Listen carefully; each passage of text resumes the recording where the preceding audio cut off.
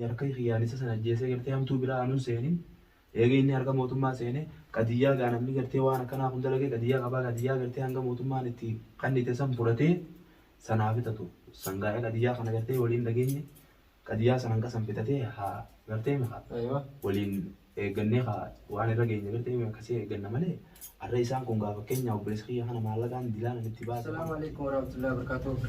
Ashama harkabuni hordoftoota ibsaa tuubee saahiba kiyya yaamiitiin jira waan inni gaafachuu deemu wal dumaa ilaallaa mee waan inni naa deebisu wajjin ilaallaa mee nafaana tura.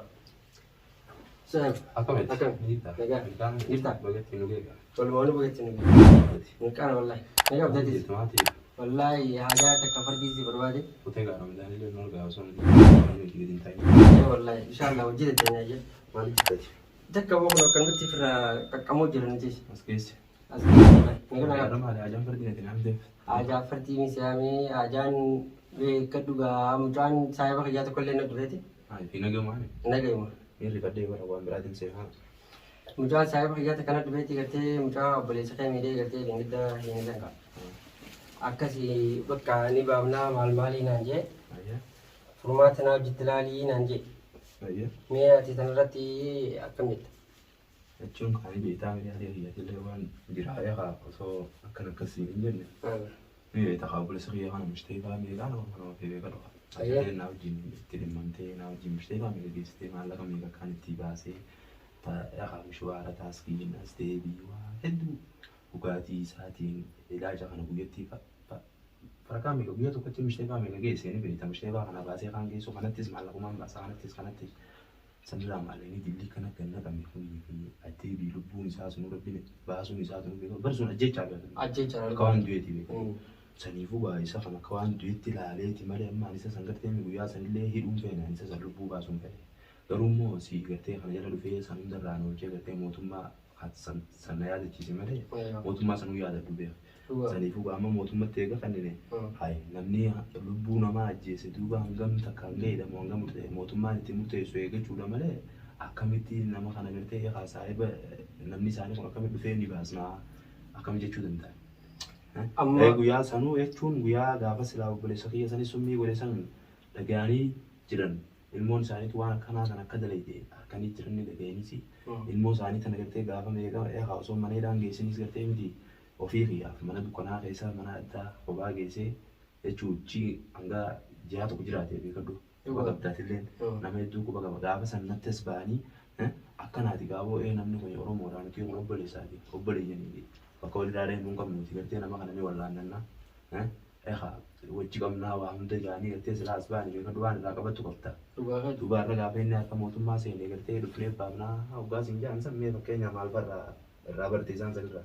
Anisa sendera wanin bare beta sahibna kesun arwa gela na dufeti firazati na wiwate bakka kana nilin bajin ka saati me bakka kana sahiba ga badetin sima an formato ko bat gela tun do kana kana jeni me ati sanar mal jita ga operese ketile rabbin se fayise alhamdulillah inni fayyeji ega ani ga lubbu isa kana be ka doka dotti la ya reisa fayyeji isa samani dati yom base Diganti garaan kiyya nan fayyu dhugaa naa himuu feeti.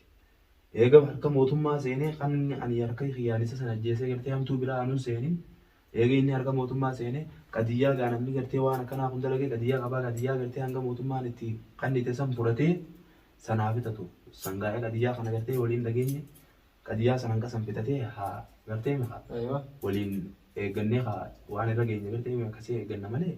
Arra isaan kun gaafa keenya obboleessa kiyya kana maallaqaan dilaan itti baase kanaa fi mootummaan inni akka dhagahu maallaqa fedha. Sigalee mootummaan kun mataa isaatti nama kana gartee kanaa fi kana jee namni tokko namni jabaan dhufee damaanaa fudhatee waan kana naatu hammilata. Akka lubbuun nama kanaatis hin banne. Kun bar duraan badde tasaanii daan duraan baddee beeku. Lamatti deebitee akka lubbuun namaa hin banne anaa damaanaa fudhataa anaa mansuurummaa fudhataa. Jee mansuurummaa namni tokko jabaan namni amanamaan osoo nama isaan taane namni hambaa jechuudha dhufee hammilatee. Yoo waan kana mootummaan akkasii kanneen fi waan mootummaatis qabalanii gartee waan inni obboleessa kiyya baasee fi waan dhugaatiitii fi waan nyaataatii fi waan dhiiga gartee inni wanna teessan guutuu isaa deebisaa gartee miti ammallee ganaaf kan itti wanna jaan taate isa san achitti dhiyaannee baasuudhaaf natti salphaadha si galee. Saniin ala gartee isa kan akkanumatti laafina kanaan deemnee baafnoo jechaan naattiin fudhatamtuu dhageesseen kun. Yaa saayiba amma akka ta'etti kanattis karaa ni dheerata. Saa mucaan kafira isaanii sun gizee na bira dhufu. Maan gaafate ati kan namni hanga kana baasee. Dhuga anillee tiime afaan qiyyan.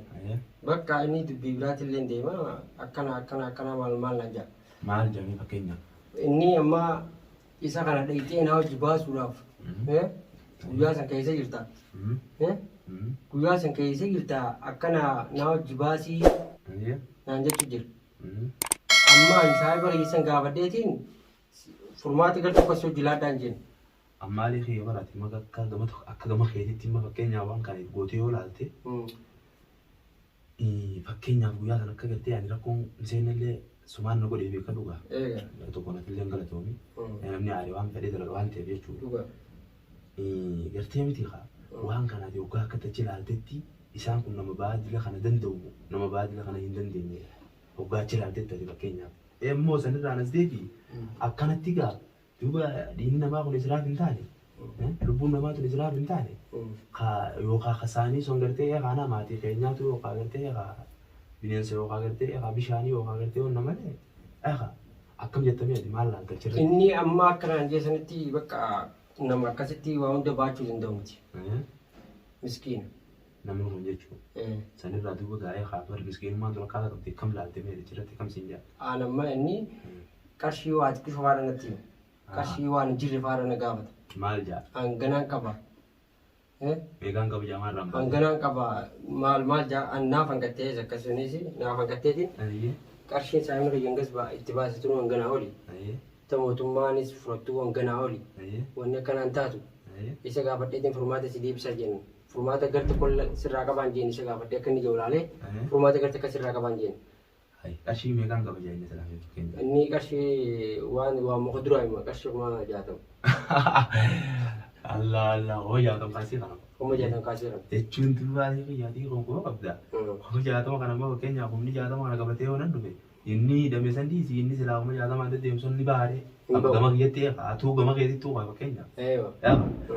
Inni kuni gartee mi taaskii gartee mushteefaa egaa almaan irraa fuunee mushteefaa yamana sayidiin geessineehu achooli mochooli duuba haa taaskii mushwaara taaskii manarraa fuunee mushteefaan geessineehu achooli kuma jaatam duuba ayi kana jechuun galeetuma masruufa manaan godhu yookaan kuduraa faan bitadhaa jedhama eenyummaan kuduraa miteen galchuusan yookaan zaagaan ittiin bitatu jimallee bituun dhugaan jentu waa salphaa jeeti. Bakka saamna kiyyaa waan natti baase jechuudha. Akkana jennaan bakka ammas miskiina duuba meeqam goonetteeti. An saayiba kiyya gaafadheetiin furmaata gar tokkotti sirraa furraan jeeni. An amma kanan kaa dhageessa. Alii kiyya waan kana dhageeffadhu wayin siima. Namtichi gartee isa saniin baasa jee kan si dhufu taate. Yaarra silaa beekadhu ani guyyaa sanatti na jala dhufuu baatte. Ani arra takkaanaatu hidhaa jira beeku. Maaliif? Yakkii kadurarra kaboodaatti hama waan ta'eef ani mucaa sanii najjeesaa. San booda eenyuudha malee anaa jedhama. Badalaan ani dhammati immoo har'aan tana gartee san hunda naa yaaddee isa san harka mootummaa galchine beeka. Sanuma hundaa waan gootu beektaa isa kana. Hoggaa namni waan akkasiitiin si dhufe akka gartee kiyyatti dura gattaa hedduu jirtudha. Itti himiiti namni kun nama hangana gartee hangana baaseeti. Gartee yoo dhimma nama qabaatan gaafsanis gartee itti asin baane isin kuniiti. Obboleessa keessan gartee maneedhattis namni nyaatee namni inni isin ajjeesu manniidhaa gartee silaa iseeqa. Manniidhaa hadiidhaati. Haa gartee miti askoottaa karaa seera qabeessa akkatti gartee fuula namaa ta'anii haasawwan sanitti askoottaadhaati. Karaa suddaatiin koottaadhaati.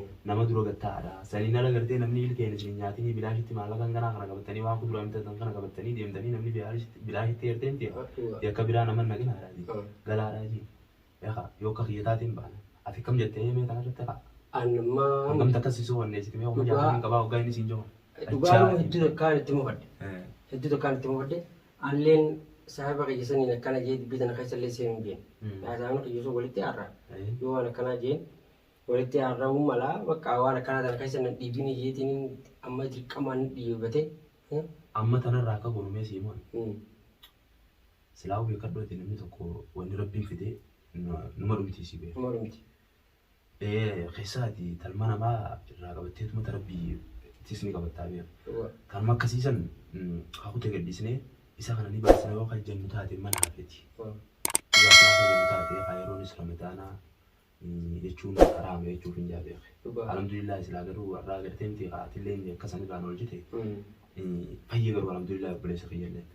Yoo ka gartee addunyaan dilaan obboleessa kiyya kana gartee itti baasee wallaane kana kan inni kun gartee niin kabala isaan kun jaan taate akka nama tokkotti jechuudha ni baafna hojaa kana taakkaji. Eeba namni tokko akkaataa qaba. Silaa gaafa san karaa qabeessaan gaafa inni biroo waan san dalagee san gaafa inni guyyaa torba maal maneedhaa dukkanaa keessa taa'e san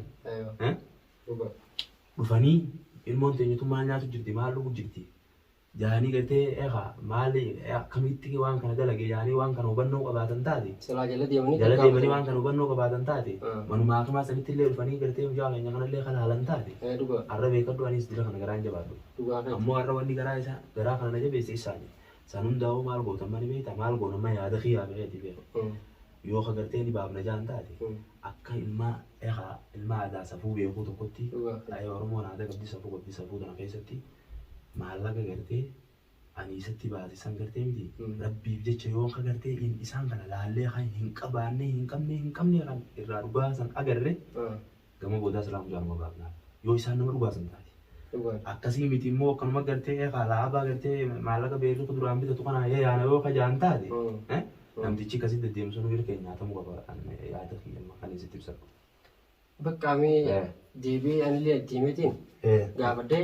Gabaasii fi ammati walii gala meeqatti baasettee maal inni? Ani inni qarshii kuma 100 walitti baasee hin jennu. Sababni hojii qarshii kuma 100 walitti baasee waan mushawaraatii fi siree mana akimaa keessaa guyyaarraa maallaqa irraa kafalla. Ani guyyaa meeqaan saahiba kiyyaa hojjetti cinqamee mushawaraa qabannee mana akimarraa yayyaanii cinqee addaa keessa jireenya isaa malee. Agalli ishii atillee waan bareedu himtee fi agalli ishii ta'ibus munnee tagartee namaas nurraa eedu jechuudha. Kuma 800. Kuma 800. Kuma 800 kaashii harkarratti yoo qabaatan haa fidanii. Wanni inni itti baasee beeku. Ammoo yoo isaan gartee nama dhugaasan taate kuma 600 san gartee mi'aate saayiba kiyya waan taate itti murtee mire sanuu yoo harkarra kafalan. Yoo harkarra kafalan. Ta mootummaatis dandaatanii waa hunda saniin alatti gartee ta mootummaatiin alatti kan harkarra dandaatanii waa hunda obboleessa kiyya beekadhu ilaa ilaalee gaarumaan bitaa fi beekan. Egaa sun bintu namata meeqa beekadhu garaa keessatti ta'e. Alhamdulillah egaa san hundaa rabbiin nurraa qabu. Akkasii san hunda yoo akkasii kan hin dandeenye jaan taate nama kana beekadhu ati dhugaan nama quubsaa addunyaa miti. Isaan nama dhugaa saniin deemu taanaan dura naagattaa yaani anisuma. Haati ana anisuma. Ani isa gaafadheetiin yoo inni ilmoo namaa taate. Yoo isaan gartee saniin ala karaa biraatiin deeman taate bakka gartee qaylaa jiruu san gartee namicha waan kanaa deemu san nyaannaa wal keedha. Dhugaa gati isa gaafadheetiin isa irraa barumshina fudhadhee yoo inni ilmoo namaa taatee kan mucaa isaanii baasuu deemu taate furmaata itti himee saamni riyyaasa kanaaf akkana jedhe qarshii hangana kaashii na fidi mucaa baawachuu feenaan kaashii na fidii naasif jitaakee mucaa si baasa kaashii na fidii kana itti himee furmaata waan inni naa deebisu naasitti hima. Maaliifuu yoo ta'e maas beekadhu kuma 800 siin jee kana dalagaa tiyyatanii dhabeeyyan ittiin isaabbanne. Dalagaan tiyya yaa maallaqaan inni dalagaan biraa dalagaa. Guyyaan irra dabree deebi'ee amata deebi'u. Dalagaa tiyya hangam takka baatii meeqaan isa kana baay'ee takka fayyaadhaan mana hafumarra oole. Baay'ee takkitti kana duuba namni yoo guyyaa lama narraa qabaa jee bakka san kaa'e namni guyyaa lamaan san booda hin qabu namni bakka dalagaa san dalagaan bidataa miree nama. Sababa saniiti jechuu digimiin meeqammaas illee taate. Addeebii dalagaan isaatillee. Dalagaa waa meeqa nu dhorkitanii wanni beekta. Kana hunda nuti walitti ni zaabbannee beekadhu.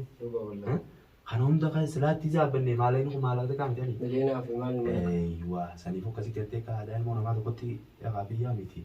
Ittiin sanii karaa akkaatiin ni deemna jaannaan mataa kiyya bubbajee.